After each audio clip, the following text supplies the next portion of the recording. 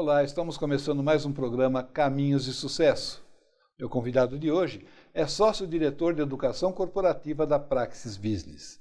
É administrador de empresa, formado pela PUC São Paulo e atua há 13 anos em franchising e varejo como consultor e palestrante. É também autor de artigos relacionados a canais de vendas, franchising e capacitação, tendo atuado como coautor do livro Gestão Estratégica do Franchising, Como Construir Redes de Franquias de Sucesso.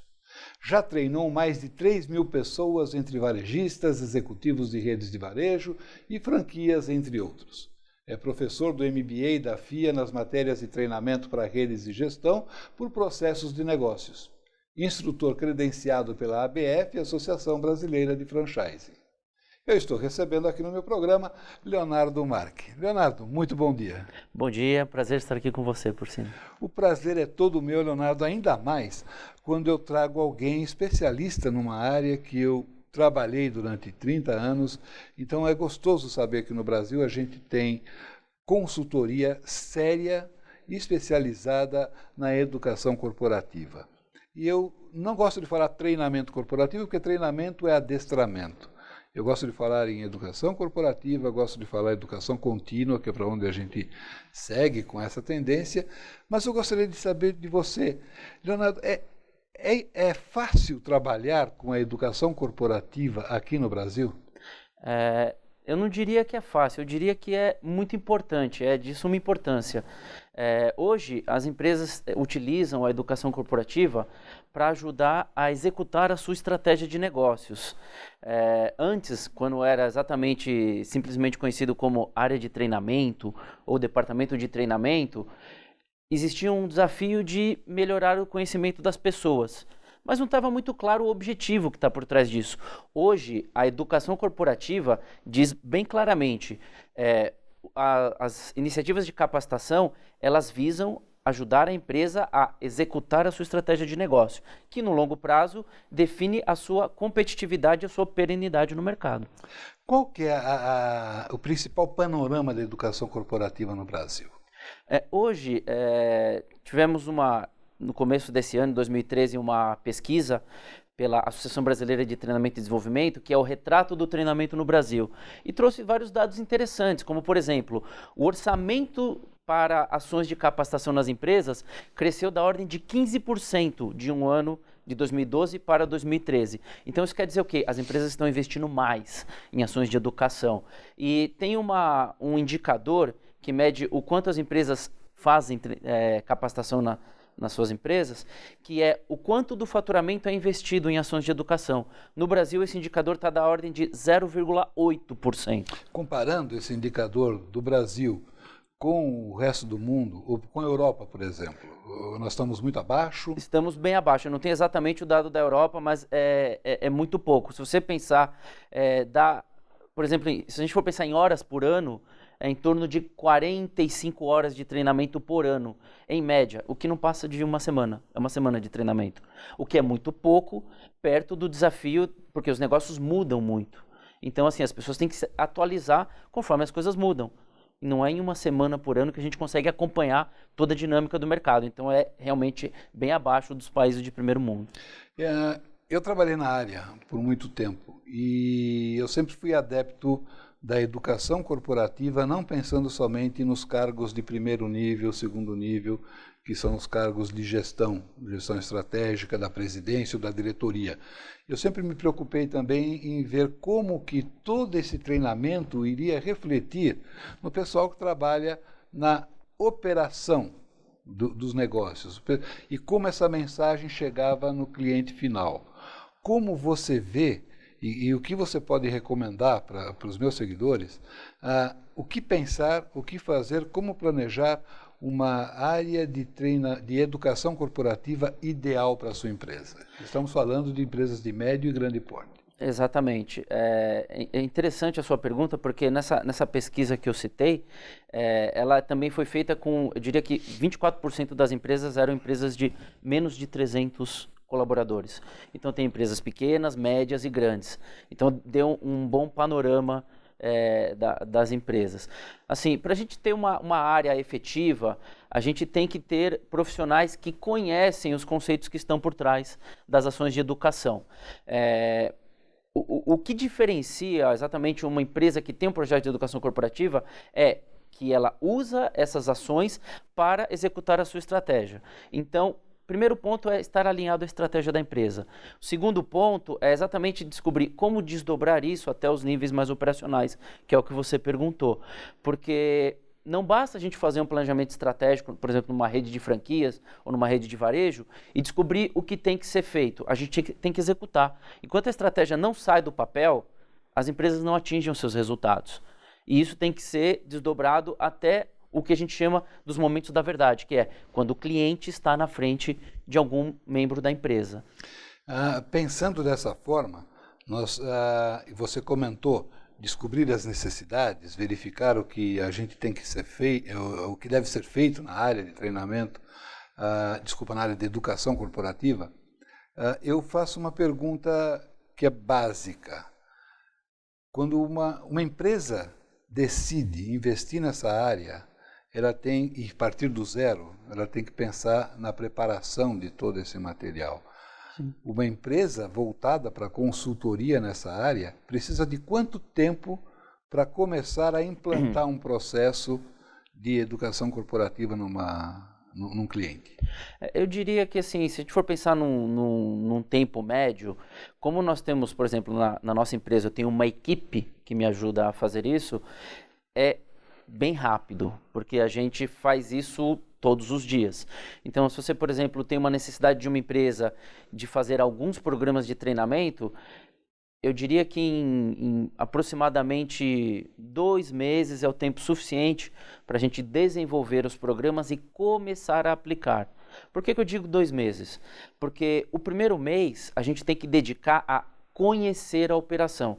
Não dá para a gente fazer um bom trabalho de educação sem ter visitado a operação do cliente, entender como o cliente interage com a empresa, o que a empresa faz, a forma que faz, porque senão você acaba fazendo um trabalho que a gente chama trabalho de prateleira, que é uma coisa pronta dos livros que fica teórica, e isso não tem bons resultados. A gente primeiro precisa entender o que acontece na prática, quais são os desafios da empresa na prática, e aí sim fazer o que a gente chama de treinamento personalizado, que é aquela ação que vai fazer diferença para aquela empresa, da forma que é necessário. Tailor-made. Tailor-made, exatamente.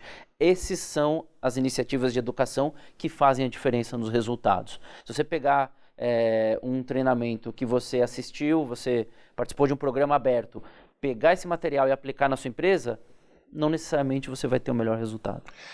Vocês costumam, quando vocês fazem esse tipo de consultoria, dentro dessas visitas, passar não um questionário, mas uma avaliação para verificar qual o nível que se encontra desde a presidência da empresa até a operação lá embaixo e saber exatamente o que deve ser aplicado, ou você deixa isso para uma segunda fase depois de fazer os treinamentos mais importantes?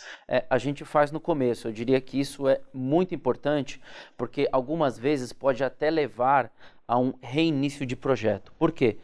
Você conversa com a alta gestão da empresa e é te dado um panorama. Que eles imaginam que acontece ideal. Na prática, que é o ideal. Quando você vai a campo e vai ver o que acontece na prática, muitas vezes é frequente acontecer isso. O que as pessoas falam, não, eu faço isso, e dá vários motivos, não está alinhado com o que a alta administração fala. Existe uma dissonância. E aí a alta administração acha que o cliente está sendo tratado de uma forma, ele está sendo tratado de outra forma. E aí você precisa parar, voltar e falar assim, olha, temos uma questão, precisamos resolver isso. Muitas vezes a alta administração acha que você precisa caminhar de um ponto para frente. Às vezes você precisa voltar ao básico. E aí muda-se todo um escopo de projeto. É aí que eu queria chegar, quando você tem que voltar ao básico, e às vezes esse básico inclui a alta direção da empresa para que eles façam uma reflexão do que é a cultura do seu trabalho, a cultura da sua empresa, a forma de empreender da sua empresa, de fazer com que todos sintam que o negócio também é parte deles. Quando você tem que dar esse recado para quem está te contratando, é fácil quebrar esse paradigma? Não é fácil, porque como quando você fala com diretores, gerentes, por exemplo, vamos pegar umas redes de franquias e varejo, que são as empresas de nossa especialidade. Quando você vai falar com o executivo, para ele está muito claro o que é a cultura da empresa, o que é o que a empresa representa, porque muitas vezes foi ele que criou, foi ele que fez parte daquilo. Quando você vai para níveis mais operacionais, isso vai se perdendo gradativamente. Pensa no seguinte cenário, existe uma marca que foi fundada por um fundador, tal. Essa pessoa monta uma equipe e aí essa equipe, ele ensina essa equipe o que é a cultura da empresa e aí por algum motivo ele resolve fazer franquias e começa a vender franquias para vários empresários. Esses empresários, cada um tem a sua noção do que é o negócio. O seu perfil de negociador, exatamente, de empreendedor, e que às vezes, não que ele não case com o perfil do franqueador, mas ele tem que se adaptar ao perfil. Exatamente, ele tem que se alinhar ao que é a cultura da empresa. E aí, além desse empresário, existe a equipe desse empresário. Então é uma cadeia que você tem que ir mapeando e falar, pera, onde é que as coisas se perderam? Porque a gente fala muito hoje, e esse eu diria que é o assunto do momento, que é cultura e engajamento de empresários, principalmente quando a gente fala em redes de franquia ou redes de concessionária no segmento automotivo, qualquer canal indireto que a gente fala, que é um empresário vendendo um produto ou serviço de uma marca, você tem uma outra pessoa que às vezes tem o seu objetivo de negócio e não necessariamente está alinhado. Você precisa gastar tempo para poder explicar para esse empresário para que ele perceba essa cultura e faça ações com a sua equipe acerca disso. Você já se deparou com aquele trágico problema que eu me deparava quando eu estava no mundo corporativo, em que a verba está terminando, o ano ainda está na metade do segundo semestre e vamos ter que cortar o budget de alguma coisa. Primeira área é a área de treinamento. Isso acontece naturalmente? Isso acontece ainda no Brasil? Ainda acontece porque é uma visão errônea, na minha opinião, de investimento, porque educação a gente tem que enxergar como um investimento. É a partir da educação que o nosso funcionário vai atender melhor o cliente, vai fazer um bom trabalho, e esse cliente vai comprar mais, vai voltar, vai ser fidelizado e as coisas vão acontecer. Como alguns gestores erroneamente enxergam treinamento como custo, então começa a procurar onde cortar, e aí corta o treinamento, e aí o Ray Kroc, que é o executivo que transformou o McDonald's nessa potência, ele tinha uma frase muito interessante, que ele dizia assim, se você acha treinamento caro, considere o custo da ignorância. Quanto custa o seu funcionário destratando um cliente? Quanto isso vai custar para a empresa? Não dá para mensurar, mas é muito grande. Então você precisa treinar para que as coisas aconteçam do jeito que tem que acontecer, para que você tenha resultados. Isso é uma lógica que não pode ser quebrada. E esse treinamento, esse treinamento que algumas empresas fazem, que é em forma de adestramento, de querer te ensinar a fazer uma coisa e você não poder inovar como treinando ou como a pessoa que está trabalhando na função, que tão prejudicial é para a empresa? O que acontece? A gente percebe hoje em dia que os treinamentos que mais dão resultado, as ações de educação que mais dão resultado, são ações que têm por objetivo uma mudança comportamental nos participantes. O que a gente entende por isso? A gente sabe, assim, se a gente for estudar psicologia, a gente vai descobrir que as nossas atitudes são reflexos daquilo que a gente acredita. Então, muitas vezes, para mudar uma atitude de uma pessoa, você tem que fazê-la refletir de qual o impacto da sua atitude no cliente. Então, isso só dá para fazer com treinamentos presenciais, com treinamentos que comecem pela reflexão, comecem por chamar essa pessoa para pensar junto. E aí, ao fazer uma reflexão, ele vai entender, realmente é importante agir de uma determinada forma. Uhum. Se você vai direto para o que você está falando, que é treinar o processo, você tem que fazer isso, depois isso, depois isso, o adulto ele tem uma capacidade enorme de falar assim, mas para que eu vou fazer isso? O que eu ganho? O que muda na vida minha e daquela pessoa? Esses questionamentos não param na cabeça do adulto. A gente tem que começar por o que a gente chama de conscientização. Enquanto a pessoa não se conscientiza que é importante fazer as coisas de uma determinada forma, ele não vai fazer. Ele tem que se sentir útil com a ação que ele está realizando dentro da empresa, está dando uma solução, por menor que seja, para um processo, ou para uma venda, ou para um cliente no pós-venda. E o treinamento, eu acho que ele não leva a isso. O que leva a isso realmente é uma educação contínua, com uma área de educação corporativa, onde tem gente pensando nisso e trabalhando sobre isso o tempo todo.